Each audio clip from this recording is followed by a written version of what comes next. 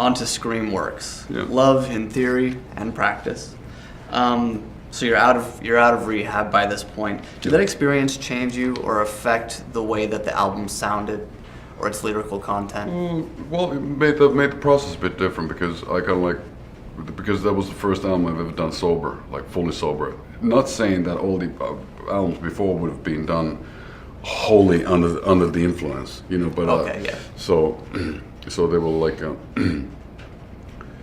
but anyway, I took that as my main idea, mentally how to get through it was to put all the energy I can to rehearsals, and we rehearsed so much more than we've ever have, and to a certain extent it was terrible, and to a certain extent it was really rewarding.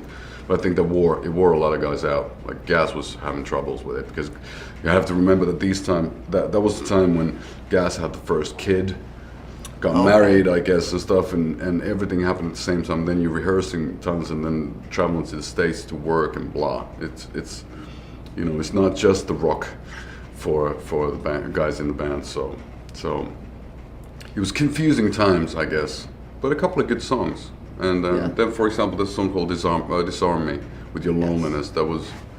I'd written it like 2001, right after Razorblade Romance, but really? I never had it like finished. There was something missing, and so there was a couple of those songs I really enjoyed that we were able to,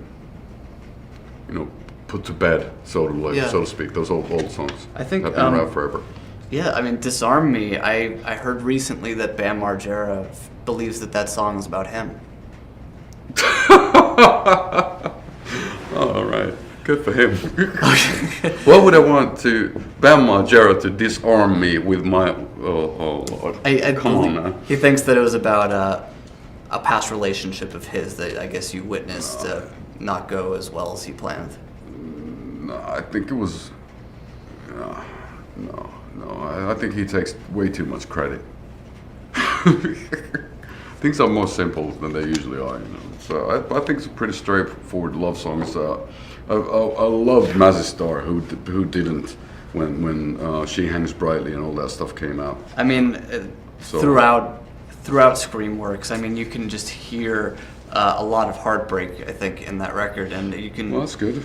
Yeah, I mean, you could shows with Heart Killer, Scared to Death, and that lyric, I'm scared to death to fall in love with you. Tracks Dying Song, Love the Hardest Way. Do you feel like that was a album that was a more direct approach to heartbreak?